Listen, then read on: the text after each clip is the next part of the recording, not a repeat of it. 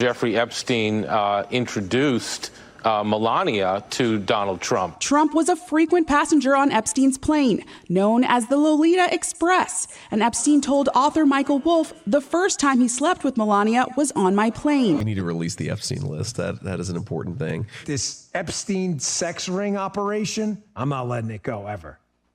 Ever. Put on your big boy pants and let us know who the pedophiles are. We have flight logs, we have information, names that will come out. President Trump has given a very strong directive, and that's going to be followed. So people can expect actual movement on this. It's not just empty promises. Oh, Donald Trump doesn't make empty promises. Yeah, right. Where did that whole case go? Where did all the files go? They just went nowhere? No one even believes that. This stinks.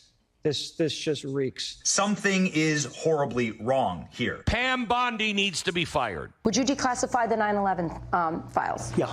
Would you declassify JFK files? Yeah. Would you, I did a lot of it. Would you declassify the Epstein files? Yeah, I would. All right. I guess I would. I think that less so because, you don't know.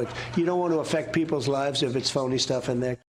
Welcome back to the Pushback Channel, where we cut through the noise, expose corruption, and hold the powerful to account, no matter how much they try to bury the truth.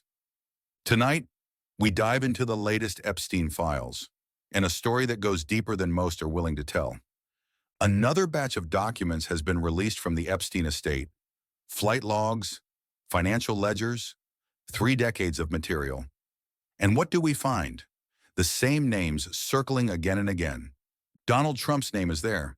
That's no longer speculation, that's fact. But here's the question: who else is being protected? Who else is Trump desperate to keep out of the public eye? Let's start with the perspective of Congressman Robert Garcia, who has been one of the few voices in Washington demanding these files see daylight. Donald Trump has the power right now to release all of the Epstein files and documents. Right now. The DOJ is refusing to release the documents that have been subpoenaed. So there is a White House cover-up at the very highest level in getting the American public the information to bring justice to these victims. And I think it's very important for everyone to understand that. The second thing that's important is in the days ahead, we already know we're going to hear from some of the victims tomorrow. We're going to be hearing from other victims in other ways in the days and weeks ahead. It is very important that we believe these women, that we believe these survivors, we honor that, and that we work to bring them justice. There it is. Straightforward. Release the files, transparency, justice for survivors. Yet, what do we get from Trump's world? Obstruction, delay, and a coordinated campaign to bury the truth. The long Melania's shadow. Most eyes focus on Donald, but in this new chapter, we cannot ignore Melania. She was photographed with Epstein. She attended events where Epstein and Maxwell mingled with royalty, billionaires, and politicians. And so, speculation grows.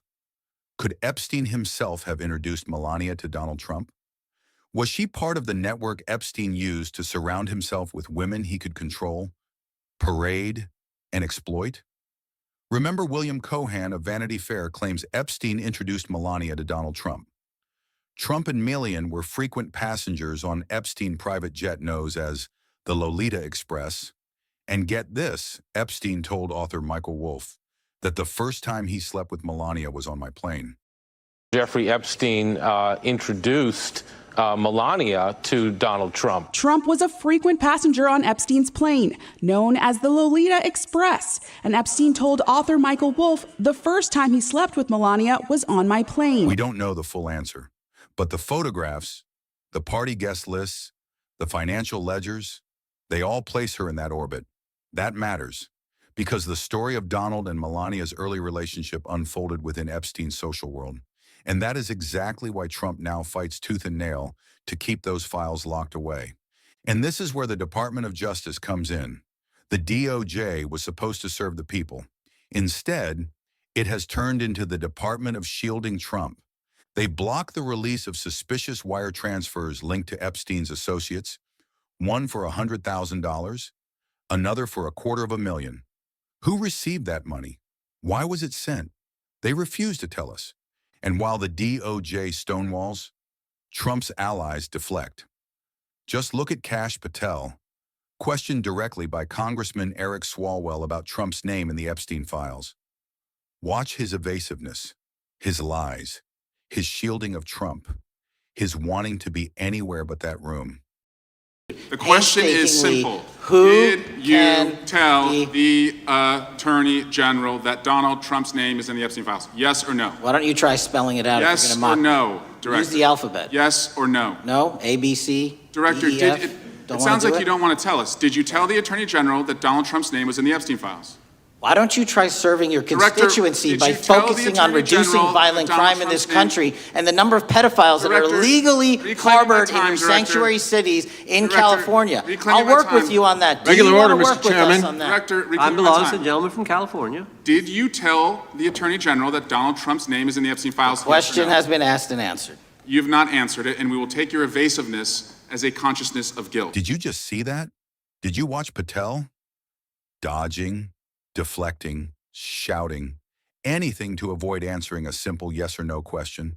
And remember, Swalwell never even clarified which Trump he was asking about. Was it Donald or was it Melania? Patel didn't dare say either name, because once you say it out loud, the whole cover-up begins to unravel. And then there's Pam Bondi. Remember her?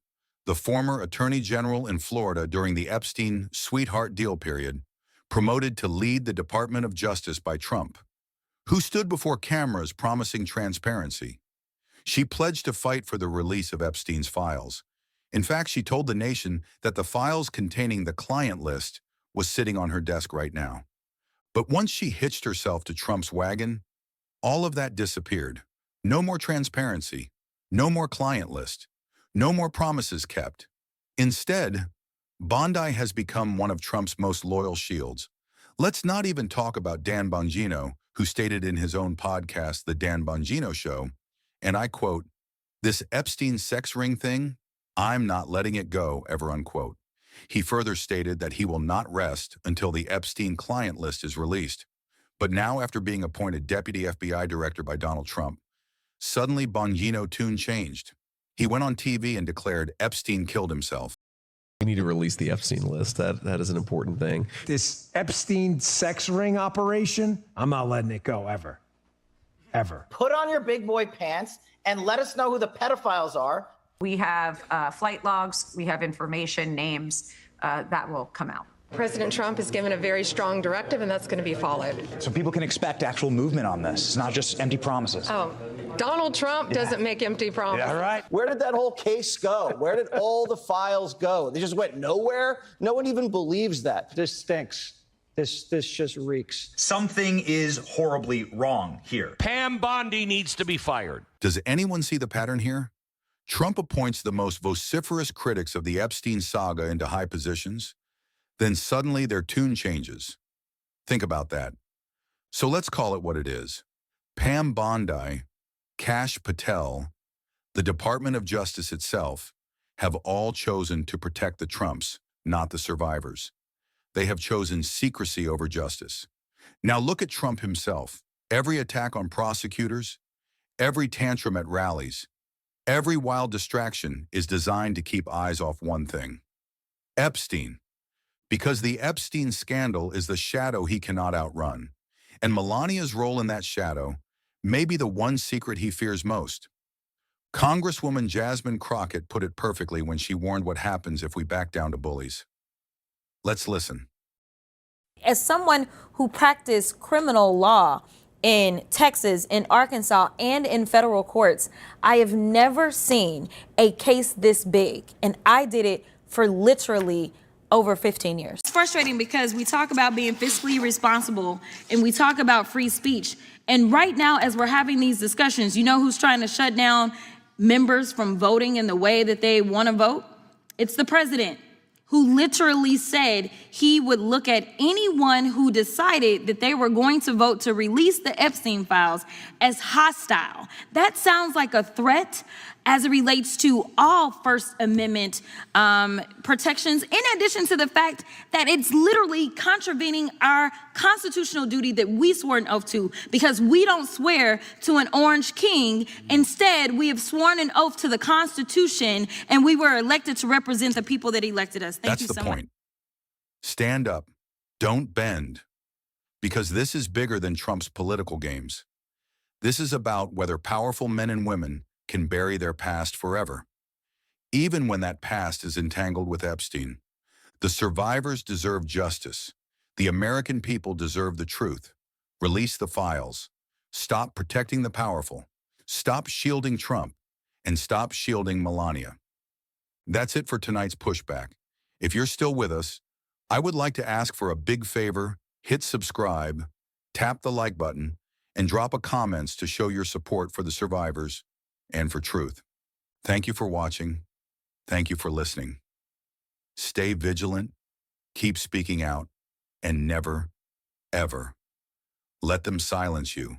Hold the line and let the pushback begins.